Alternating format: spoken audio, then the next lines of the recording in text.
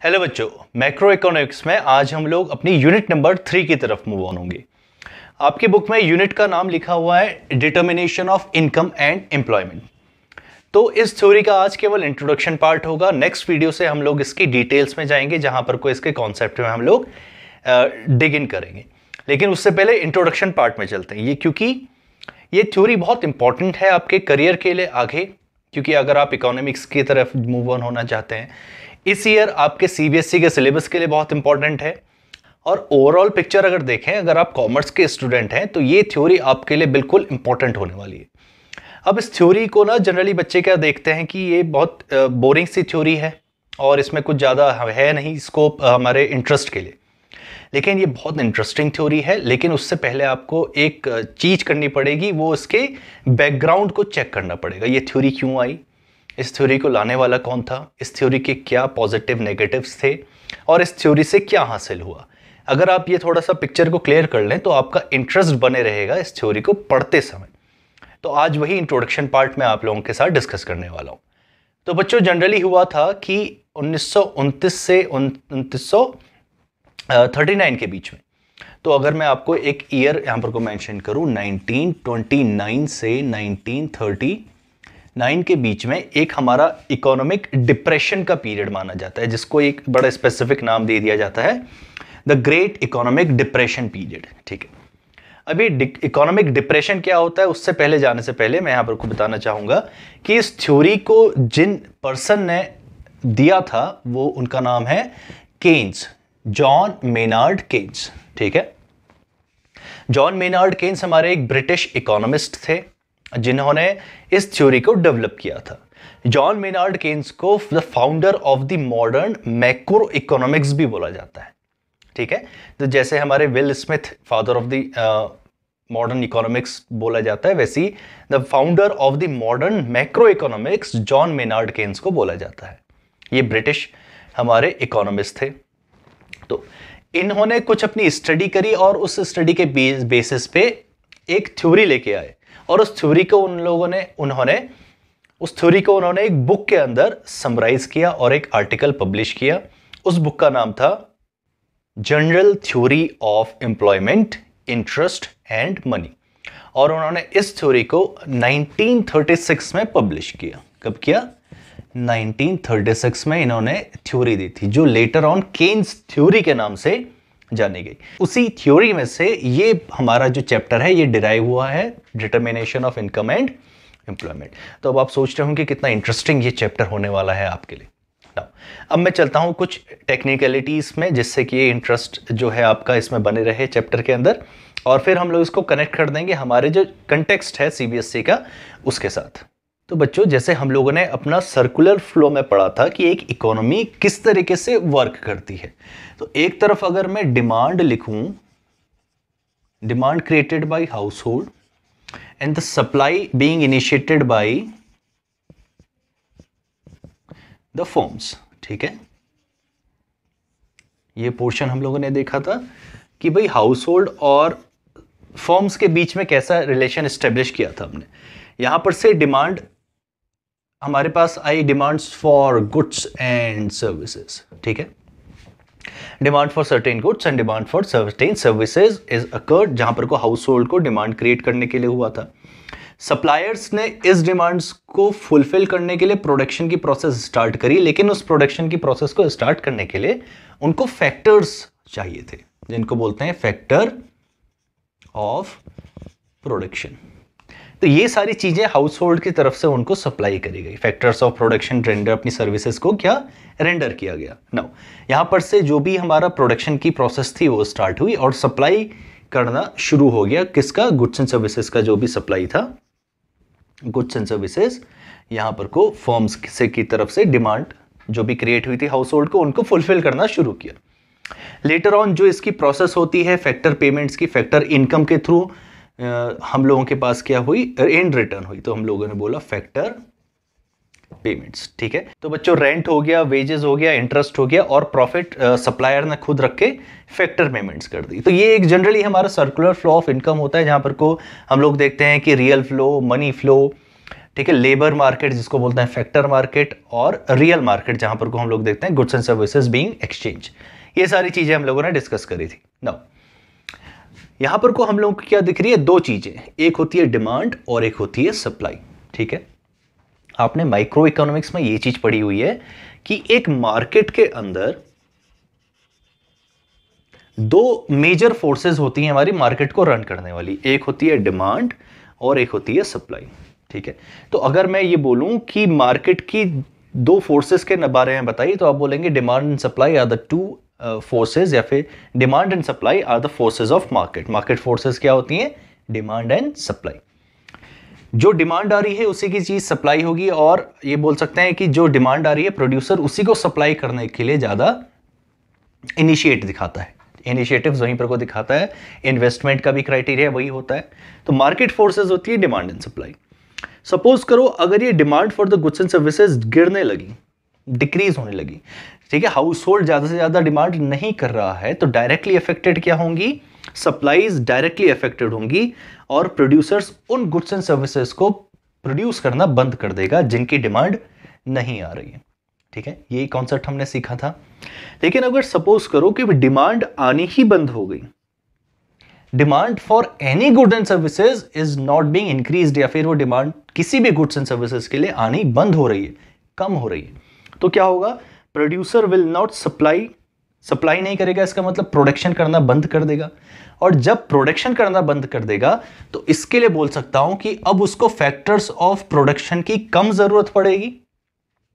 ठीक है, उसको पहले जो लैंड चाहिए थी, जो कैपिटल चाहिए थे, जो मैन पावर चाहिए था, वो अब उस डिमांड कम करेगा उनकी, इसका मतलब उसको रिक्वायरमेंट उसकी कम है। रिक्वायरमेंट कम होगी तो इसका मतलब वो फैक्टर पेमेंट भी कम करेगा।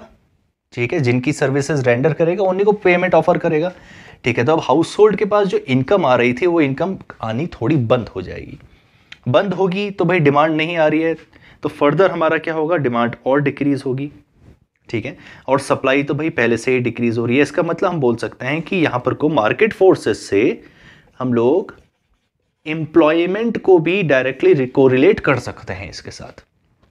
ठीक है, डिमांड ज्यादा आएगी तो ज्यादा फैक्टर्स ऑफ प्रोडक्शन की जरूरत पड़ेगी, इसका मतलब employment will rise, employment economy के अंदर बढ़ेगा, एम्प्लॉयमेंट बढ़ेगा तो सप्लाई बढ़ेगी, और फिर ये साइकिल हमारी चलने लगेगी। लेकिन अगर डिमांड डिक्रीज होने लगी तो फैक्टर्स ऑफ प्रोडक्शन कम होगा, इसका मतलब एम्प्लॉयमेंट डिक्रीज होगा, अनएम्प्लॉयमेंट बढ़ेगा, और यहां पर से हम लोग क्या बोल सकते हैं कि इकोनॉमी में थोड़ी सी गिरावट आएगी, या फिर बोल सकते हैं down turn in the economic activities देखने को मिलेगा। ठीक है, तो मैंने एक शब्द बोला, वो क्या था, डाउन टर्न आना। ठीक है, गिरावट आना इकोनॉमिक एक्टिविटीज में। तो हम लोगों ने पढ़ा था बच्चों, इकोनॉमिक एक्टिविटीज क्या होती है, प्रोडक्शन, कंजप्शन एंड डिस्ट्रीब्यूशन, और ये अपना एक ऐसा साइकिल बनाते हैं जिसको बोलते हैं लूप बनाते हैं। ठीक है, इसी तरीके से ये प्रोसेस कंटिन्यू होते रहती है। इस बिजनेस साइकिल में, इस हमारी इकोनॉमिक साइकिल में क्या होता है, डाउन टर्न आ जाता है। डिमांड कम होगी तो प्रोडक्शन कम होगा, प्रोडक्शन कम होगा तो कंजप्शन भी कम करेंगे। ठीक है, डिस्ट्रीब्यूशन भी कम होगा, तो इस तरीके से हमारी इकोनॉमिक साइकिल्स नीचे गिरते रहती हैं। ठीक है, तो मैं एक टर्म यहां पर को जोड़ता हूं कि downturn in the economic activities related, या फिर it reflects as economic recession. ठीक है, जब इकोनॉमिक एक्टिविटीज गिरते रहती हैं तो उसको बोलेंगे कि इकोनॉमी के अंदर क्या आ गया, रिसेशन आ गया है। नो, रिसेशन हमारा जनरली लास्ट करता है थोड़े 2-3 क्वार्टर्स में, जिसका मतलब 7-8 महीने, 12-13 महीने भी जा सकता है। ठीक है, इतने पीरियड तक अगर हमारा इकोनॉमिक एक्टिविटीज डाउनटर्न चल रही हैं तो उसको बोलेंगे इकोनॉमिक रिसेशन। तो वहां पर को हम लोग देखते हैं कि ये सारी चीजें हमारी होती हैं, डिमांड कम होता है, एम्प्लॉयमेंट कम हो रही है, सप्लाई तो कम हो ही रही है, तो मतलब इकोनॉमिक एक्टिविटीज में कहीं ब्रेक जैसा लग जाता है। और ये ब्रेक लगने के हमारे पास अलग अलग कारण हैं। तो जनरली जो मैंने पीरियड बताया था केन्स की थ्योरी का, वो था बच्चों 1929 से 1939 तक। अब बताओ ये कौन सा ईयर है, ये वॉर्स की सिचुएशन थी बच्चों, जहां पर को क्या हो रहा था, पूरी की पूरी वर्ल्ड की economy is being affected by Wars. वहां पर को क्या, लड़ाइयों का दौर था, वर्ल्ड वॉर्स का दौर था, तो वहां पर को इस कारण से लोगों ने डिमांड करना कम कर दिया। ठीक है, वॉर्स की सिचुएशन में जनरली हमारा एक साइकोलॉजिकल या फिर ह्यूमन बिहेवियर होता है, हम लोग पैसे को खर्च करने की जगह सेव करना अपना ज्यादा हित समझते हैं कि भाई उसको सेव कर लो, लेटर ऑन हमारे पास काम आएगा। तो वहीं पर को है एक्सपेंडिचर, मतलब कंजप्शन करना कम कर दिया था। कंजप्शन मतलब डिमांड क्रिएट होनी बंद हो गई थी, डिमांड क्रिएट होनी बंद हो गई थी तो प्रोडक्शन बंद हो गया था। प्रोडक्शन कम हो रहा था तो भाई एम्प्लॉयमेंट अपॉर्चुनिटीज़ और गिर गई, लोगों के पास काम ही नहीं है करने के लिए, तो हाउ दे विल कंज्यूम, और कंजप्शन करने के लिए तो पैसा ही नहीं है।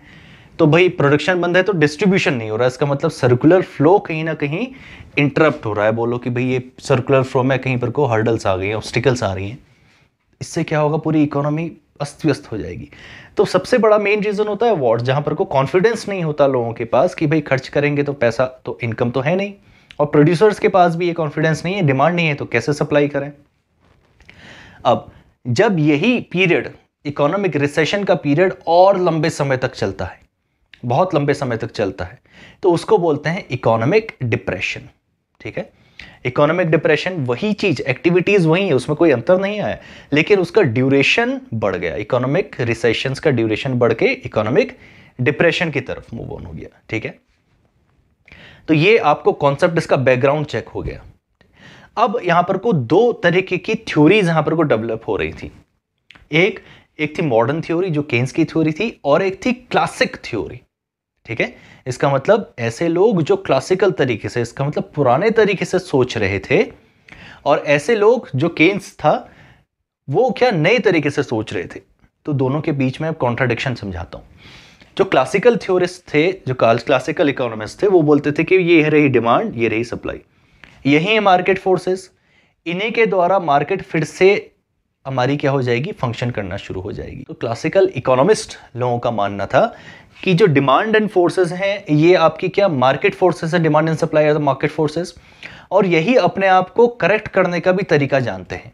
ठीक है, सूनर और लेटर फिर से डिमांड क्रिएट होगी, फिर से सप्लाई होना लगेगा, और फिर से जो इकोनॉमिक एक्टिविटीज हैं ये बैक इन ट्रैक आ जाएंगी। ठीक है, तो मार्केट फोर्सेस के ऊपर ही इन लोगों ने छोड़ दिया कि दे विल करेक्ट देमसेल्व्स, ये खुद से ही अपने आप को चेक कर लेंगे, करेक्ट कर लेंगे। ठीक है, यही मानना था क्लासिकल इकोनॉमिस्ट का।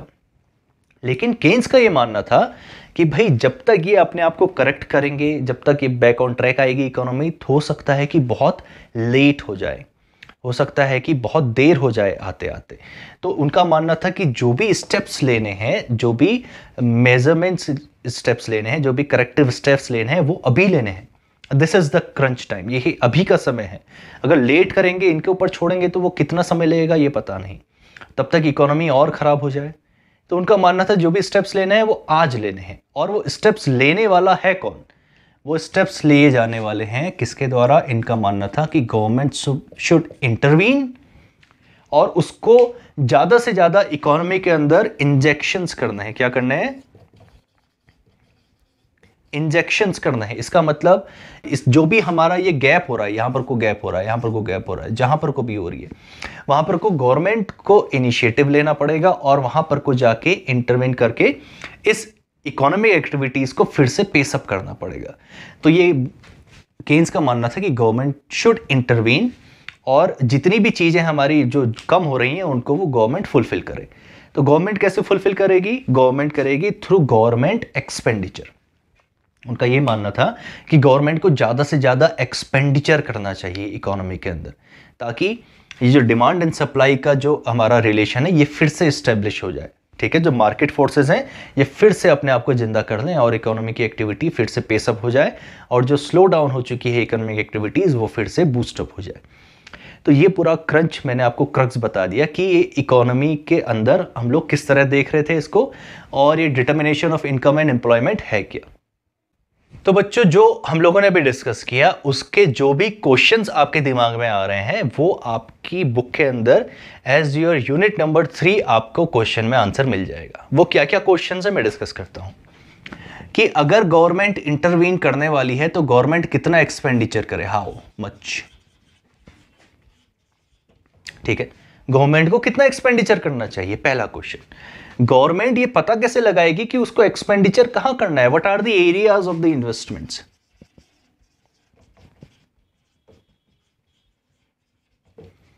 ठीक है, what are the areas of the investment, वो कौन कौन से एरियाज होने वाले हैं जो गवर्नमेंट को इन्वेस्टमेंट करना चाहिए।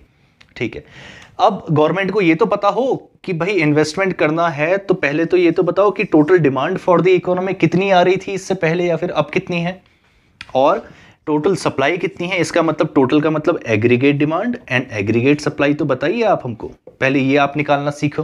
तो अगर हम लोगों को मेजरमेंट या फिर करेक्टिव एक्शंस लेने हैं तो भी ये पता लगाना पड़ेगा कि भाई ये total demand for the economy है कितनी, इसका मतलब उसको बोलते हैं एग्रीगेट डिमांड फाइंड आउट करना, और एग्रीगेट सप्लाई पता लगाना कि एग्रीगेट सप्लाई हो कितनी रही थी, ठीक है।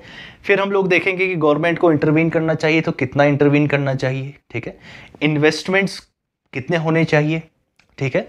ये सारी जो चीज़ें हैं ये थ्योरी में आप लोगों के अंदर है और वही आप लोगों को पढ़ना है कि ये पता लगाना कि एग्रीगेट डिमांड कैसे पता लगाते हैं, एग्रीगेट सप्लाई कैसे होती है, ठीक है।